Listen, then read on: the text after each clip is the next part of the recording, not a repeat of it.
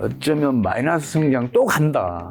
여기에다가 세계적인 금리가 터져서 우리 경제를 덮쳐오면 우리 성장률은 더 낮아진다. 저는 그렇게 보고 있습니다. 아주 위험하게 보고 있습니다.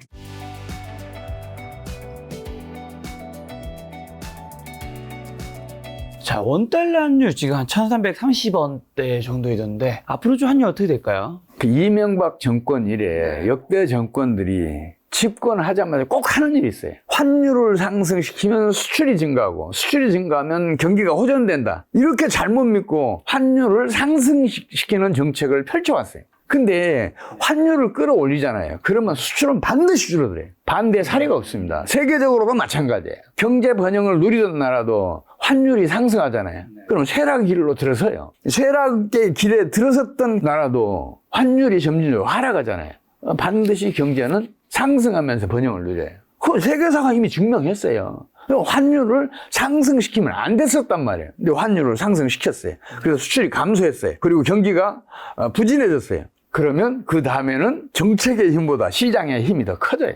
그래서 집권 2년 차부터는 대체적으로 시장의 힘이 훨씬 더 커지니까 환율이 다시 떨어지기 시작해요. 시장의 힘이 이어서. 그러면 이제 경기가 호전이 돼요. 그런 일이 지금까지 이명박 정권 이래 박근혜 정권, 문재인 정권, 그리고 윤석열 정권까지 계속 이어져 왔어요. 지금도 마찬가지예요. 윤석열 정권 집권했던 해에는 우리 환율 한때 1460원까지 올라갔잖아요. 근데 그 전에는 우리 경상수지 흑자가 대규모였단 말이에요. 심지어는 지난해 같이 그 수출이 대폭 줄어들고 경제가 어려운 상황에서도 우리나라 경상수지 흑자는 무려 298억 달러였어요. 298억 달러만큼의 외환이 국내에 유입됐단 말이에요. 그럼 당연히 환율은 떨어져야죠. 우리 원화 가치는 올라가고 달러는 약세를 보여야 한단 말이에요. 근데 그걸 정책적으로 끌어올린 거예요. 근데 그게 이제 경기 부진을 더 크게 하니까 환율은 시장에 의해서 그동안 쭉 떨어져 왔어요. 그래서 한때 1200원대 중반까지도 떨어지고 1200원이 깨질 위험성도 있었고 그랬었어요. 그러니까 또 최근에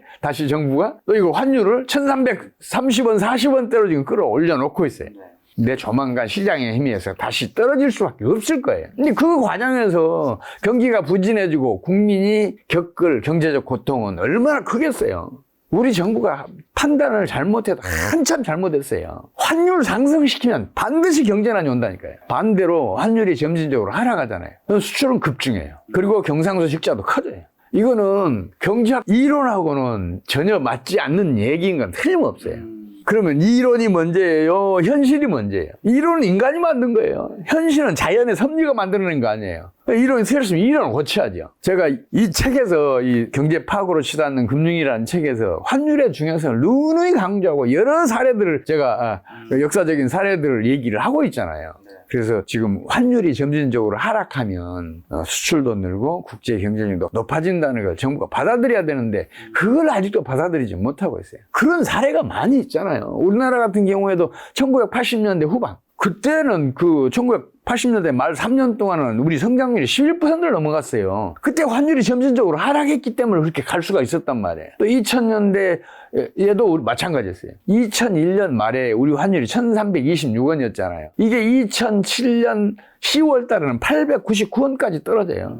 근데 그 사이에 우리 수출은 2.5배가 증가해요. 연평균 증가율로는 이게 17%예요. 예년에 두세 배 가까이 높은 증가율이란 말이에요. 그럼 왜 그런 일이 벌어졌는지를 연구를 해봐야 될 거 아니에요. 기업은 망하기 때문에 강해요.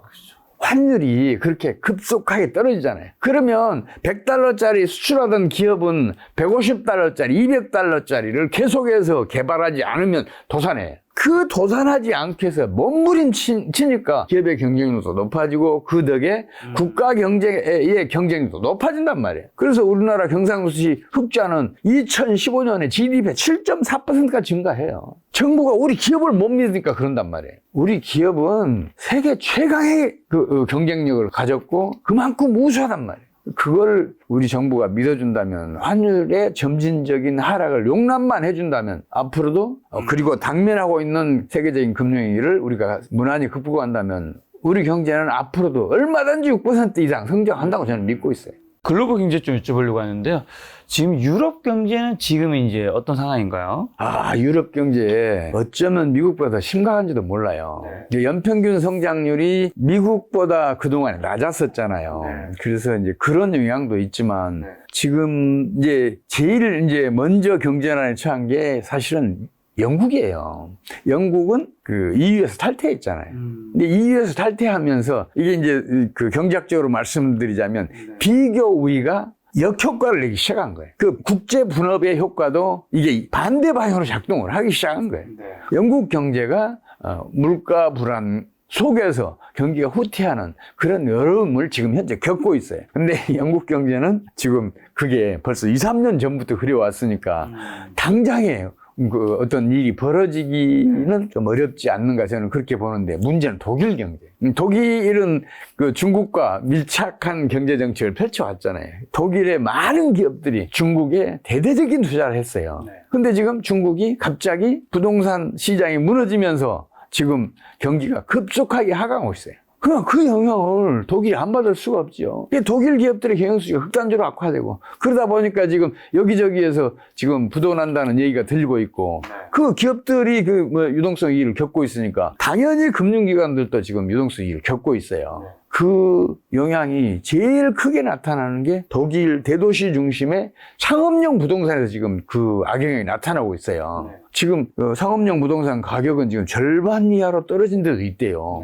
거기다가 그 공실률도 높아지고 있고 또 수익률이 대폭 낮아지고 있으니까 거기에 투자했던 금융기관도 큰 손실을 입고 있대. 그래서 독일에서도 금융위기가 미국보다 먼저 터질지도 모른다고 생각해서 저는 지금 독일의 경제 지표들도 유심히 쳐다보고 있어요. 자, 요즘 좀 호조를 보이고 있는 일본 경제는요?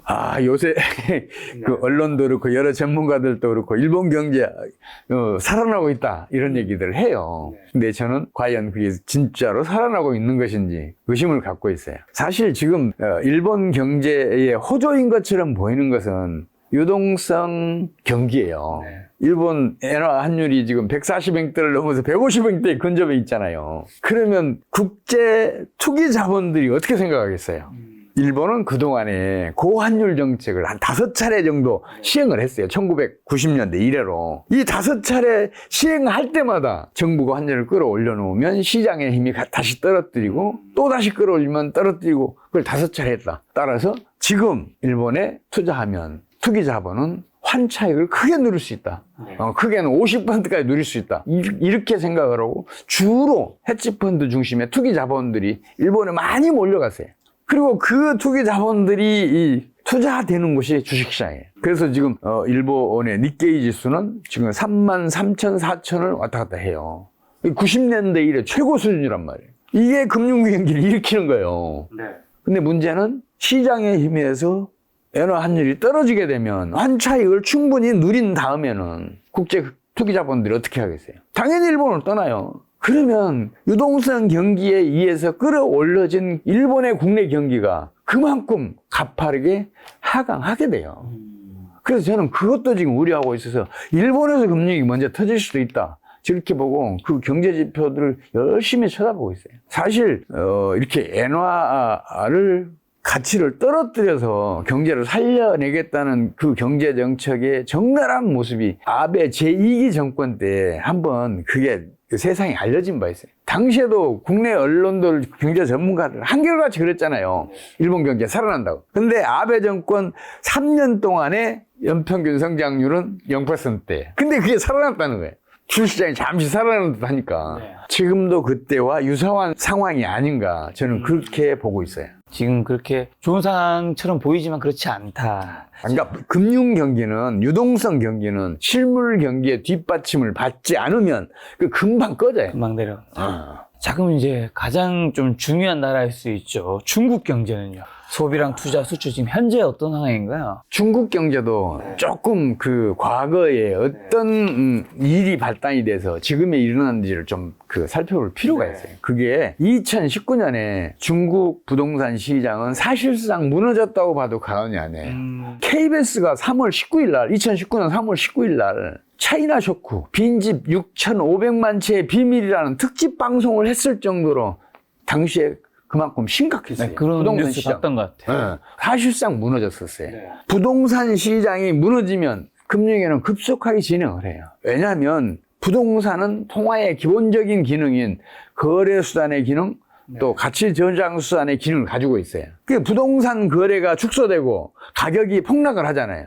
그러면 경제 내의 유동성이 그만큼 수축되는 효과가 나타나요. 그러면 그 유동성 수축이 신용 파괴제로 작동을 시켜요. 그래서 금융위는 급속하게 진행되는 게 정상인데 중국은 강력한 통제 경제 체제를 갖추고 있어요. 이해하기 쉽게 비교해서 말씀드리자면 이제 금융위라는 홍수가 몰려오고 있는데 강력한 통제 경제 체제라는 댐을 구축해 놓고 그 홍수를 막고 있었어요. 근데 그 홍수는 계속해서 지금 진행되고 있잖아요. 지금도 비구이안 등등이 지금 부도사태에 직면해 있으니까. 그래서 그 홍수가 지금은 거대한 댐 위로 넘치고 있어요. 모든 댐은 댐 위로 물이 넘치면 그건 무너집니다. 경제도 마찬가지예요. 그래서 중국 경제도 조만간 경제 시스템 전체가 무너질 위기에 직면하지 않는가. 저는 그렇게 보고 있는데 중국이 어떻게든 그걸 막아보려고 온갖 수단을 다 동원해요. 그러니까 심지어는 이 경제 통계도 발표하지 않겠다. 외국으로 이 통계를 발설하는 사람이 있으면 간첩으로 처벌하겠다 등등 그런 우리가 상식적으로 생각이 어려운 그런 그 정책을 펼치고 있어요. 그래서 그게 은폐되고 있을 따름이지 조만간 중국 경제도 어쩔 수 없이 모든 통계를 공개해야 될 때가 올 것이다. 저는 그렇게 보고 있어요. 실제로 뭐 청년 실업률 같은 데이터는 최근에는 발표가 되지 않았다고요? 예. 발표하지 않겠다고 얘기했어요. 근데 이게 얼마나 어이없냐면 중국은 1분기 성장률이 4.5%, 2분기 성장률이 6.3%라고 발표를 했어요. 아니, 성장률이 이렇게 높아지는데 어떻게 그 청년 실업률이 그렇게 높아져요? 그렇죠. 있을 수 없는 일이잖아요. 그 얘기는 이 성장률 통계가 조작됐다는 걸 의미해요. 물론 이 성장률 통계 조작은 일종의 구두 정책일 수 있어요. 무슨 말씀이냐면 경제는 자기 실현성이 높잖아요. 기업과 국민이 경기가 상승하고 있다고 믿으면 생산도 늘리고 고용도 늘고 소비도 늘리고 그러면서 경기가 진짜로 활성화돼요. 근데 문제는 그게 그 구두 정책이 실효성이 없을 때 경기가 오히려 하강할 때는 어떤 일이 벌어지냐면 기대가 컸던 만큼 실망도 커져요. 경기는 더 빠르게 하강한단 말이에요. 지금 중국 경제에서 이런 일이 벌어지고 있는 거 아닌가 싶어요. 그래서 그 경기가 하강이 지나치게 이제 빠르니까 이제 그 새로 일자리를 찾아야 할 젊은이들 중심으로 실업률이 급속하게 높아지고 있는 거죠. 청년 실업률이 그래서 21.3%고 더 높아질 수 있어요. 일부 경제 전문가들은 중국 청년들의 실업률이 50% 육박한다는 주장을 하기도 하잖아요. 그만큼 중국은 지금 경제 상황이 심각해요. 자, 한국 경제 성장률 지금 현재는 어떨까? 앞으로 어떻게 전망하시나요? 우리나라 경제 동향도 지난해로 좀 돌아가서 살펴볼 필요가 있어요.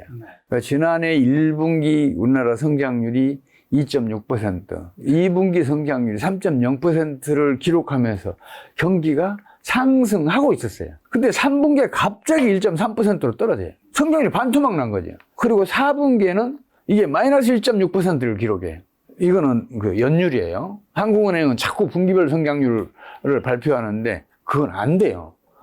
미국 등 선진국은 다 연율로 발표한단 말이에요. 연율로 발표를 해야 경기 상승 속도가 빠른지 늦은지, 경기가 그 하강하는 속도가 빠른지 늦은지를 판단할 수가 있어요. 그래서 연율로 판단해서 발표를 해야 되는데 그 연율로 보면 그렇단 말이에요. 그러면 지난해 하반기에 우리나라는 이미 금융위기를 겪었다고 볼 수밖에 없어요. 금융위기가 진행되지 않으면 경기가 급격하게 하강할 수가 없어요. 다행히 올해는 경기가 상승으로 돌아섰어요. 그래서 1분기에는 1.1% 성장을 했어요. 근데 문제는 2분기예요.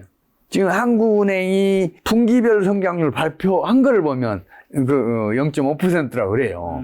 근데 한국은행이 지금까지 이 성장률 발표하는 그 자료에는 항상 GDP 총액이 같이 발표됐었어요. 근데 이번에 발표하면서 그걸 빼버렸어요. 연율로 환산하기 어렵게 만든 거예요. 참 지금 이것도 일종의 통계 조작이에요. 이래서는 안 된단 말이에요. 누구나 그걸 알 수 있어야 돼요. 다만 이제 제가 개인적으로 추산해 보니까 2분기 성장률이 약 2% 정도 성장을 한 것 같아요. 연율로. 근데 3분기에는 그 성장률이 유지될 수 있겠냐? 이거는 저는 의심스러워요. 어쩌면 마이너스 성장 또 간다. 이렇게 보고 있어요. 여기에다가 세계적인 금리가 터져서 우리 경제를 덮쳐오면 우리 성장률은 더 낮아진다. 저는 그렇게 보고 있어요. 아주 위험하게 보고 있어요. 한국의 성장은 사실 한국은 내수 시장이 작기 때문에 수출이 너무 중요할 텐데 미국 수출은 어쨌든 늘었고 중국 수출은 좀 많이 떨어진 상황이잖아요. 앞으로 수출의 투자 포인트는 좀 어떤 게 있을까요? 지금 우리 경제 전문가들이 이제 그 경기가 우리 부진한 것에 대해서 이제 중국 리스크, 그러니까 중국에 이제 점점 심각해지고 있는 경제난 때문에 대중국 수출이 줄어들어서 그렇다는 얘기를 해요. 근데 그 틀렸어요. 왜 틀렸냐면 기업은 망하기 때문에 강하다니까요. 어느 한쪽 문이 닫히면 다른 문을 반드시 열어요. 실제로 우리 수출 기업들이 그렇게 해왔잖아요. 근데 중국 수출이 줄어드니까 미국에 대한 수출이 급증했고 또 유럽에 대한 수출도 유럽 경제 지금 어렵잖아요. 그럼에도 불구하고 유럽에 대한 수출이 또 급증했어요. 특히 그동안에는 중국이 우리나라 제1 수출 시장이었는데 지금은 미국이 제1 수출 시장이 됐잖아요. 우리 수출 기업들은 중국이 닫힌 문을 미국과 유럽에서 열었잖아요. 이해하기 쉽게 하나만 더 제가 사례를 들어드릴게요. 중국이 험한 정책으로 우리 한류를 차단했잖아요. K-팝도 K-드라마도 뭐 K-영화도 공식적으로 수입하지 못하게 했잖아요.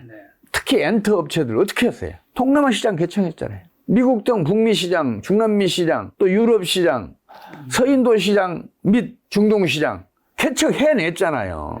그래서 지금 세계 시장을 우리가 휘어잡고 있잖아요. 기업은 망하기 때문에 강하다고요. 어떤 문이 닫히면 반드시 다른 문을 열어요. 근데 이걸 정부가 인정을 안 해요. 그러니까 자꾸만 자기네들이 정책적으로 뭘 해보려고 그래요. 환율을 자꾸 끌어올리니까 수출은 오히려 줄어든다니까요. 그런 일을 하기 때문에 지금 우리 경제가 어려움을 겪고 있는 거예요.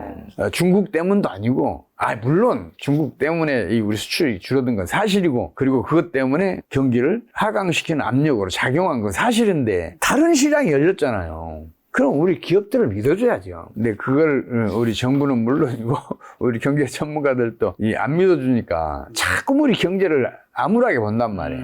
아니에요. 우리 경제의 미래는 무한히 밝아요.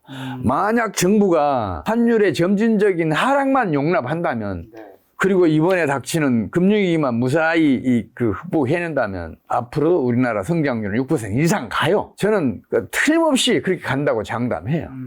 우리 기업은 망하지 않기 위해서 필사적인 노력을 기울이고 거기에 따라서 경쟁력이 높아지니까 그렇단 말이에요. 저는 그렇게 믿어요.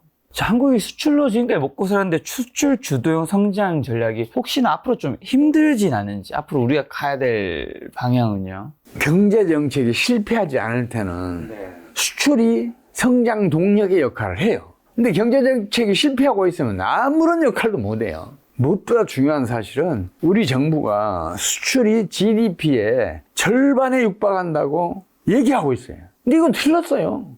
이거는 드럼통 하나와 깡통 하나를 합해서 두 개라고 얘기하는 거 똑같아요. 무게든 부피든 기준을 일치시켜줘야 되잖아요. 수출은 매출 총액이에요. GDP는 부가가치 총액이에요. 그럼 기준을 일치시켜야 할 거 아니에요. 매출액은 부가가치 총액에 약 4배. 부가가치는 4분의 1에 불과하단 말이에요. 그럼 어느 것이든 기준을 일치시키면 우리 수출은 GDP의 10%가 안 돼요. 매년 달라지지만 9.2에서 9.6% 정도 돼요. 반면에 내수는 90%가 훌쩍 넘어요. 그럼 이렇게 한번 생각해 보시라고요. 내수는 어느 경우에 확장되겠는가? 환율이 오를 때예요, 내릴 때예요? 당연히 내릴 때죠. 환율을 내리잖아요. 우리 자원 대부분 수입에 의존하잖아요. 그거 값싸게 사올 수 있어요. 각종 시설재, 일반 소비자들도 더 값싸게 사올 수 있어요. 그럼 국내 물가 안정이 되잖아요. 그러면 같은 소득으로 더 많이 소비할 수 있잖아요. 그러니까 환율이 점진적으로 하락할 때 GDP의 90%를 넘어서는 내수는 확장이 된단 말이에요. 그래서 환율이 떨어질 때 경기는 상승하는 거예요. 근데 정부가 이걸 자꾸 외면하니까 엉뚱한 정책을 펼치는 거예요. 한국 경제도 생각보다 내수 시장도 굉장히 크다. 그럼요. 지금 내수 시장에서 우리 국내 경기가 버텨지는 것이지 수출에 의해서 버텨지는 거 아니에요. 우리 수출이 이 증가율이 떨어질 때도 우리 성장률은 플러스를 기록한 사례가 많잖아요.